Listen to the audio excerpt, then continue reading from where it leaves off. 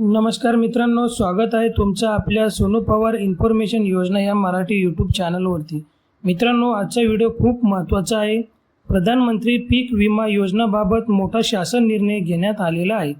तुम्ही आपल्या स्क्रीनवरती पाहत आहात हा GR महाराष्ट्र शासन कृषी विभागाने दिनांक 30 मार्च 2026 रोजी हा महत्त्वपूर्ण शासन निर्णय जो आहे तो घेण्यात आलेला आहे।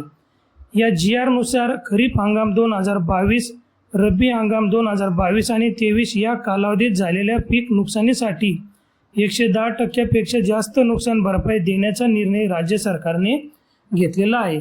मित्रांनो, या GR नुसार जो निधी आहे तो निधी भारतीय कृषी विमा कंपनीला दिला जाणार आहे आणि निधी ESCROW या खात्यामार्फत या विमा कंपनीला वितरित करण्यात येणार आहे। एकूण रक्कम जी आहे ती रक्कम सुद्धा आपल्याला GR मध्ये दिलेली आहे।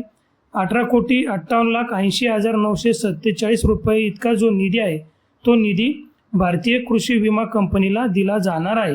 या योजनेसाठी 80-110 मॉडेल वापरले गेले होते। विमा हप्ता आणि नुकसान भरपाई याचा तुलनात्मक हिशोब केला जातो, म्हणजेच कंपनीने घेतलेला प्रीमियम आणि दिली जाणारी भरपाई याची तुलना केली जाते।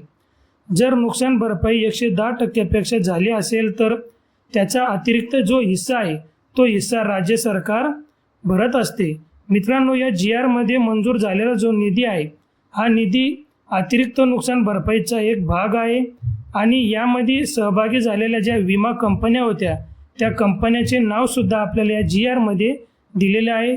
यामध्ये तुम्ही बघू शकता भारतीय कृषी विमा company, ICICI लिबॉर्ड, Bajaj अलियान, HDFC Ergo, United India insurance company या एकूण 5 कंपन्या यामध्ये सहभागी झालेले होते आणि त्यांचे नाव सुद्धा आपल्याला या GR मध्ये देण्यात आलेले आहे।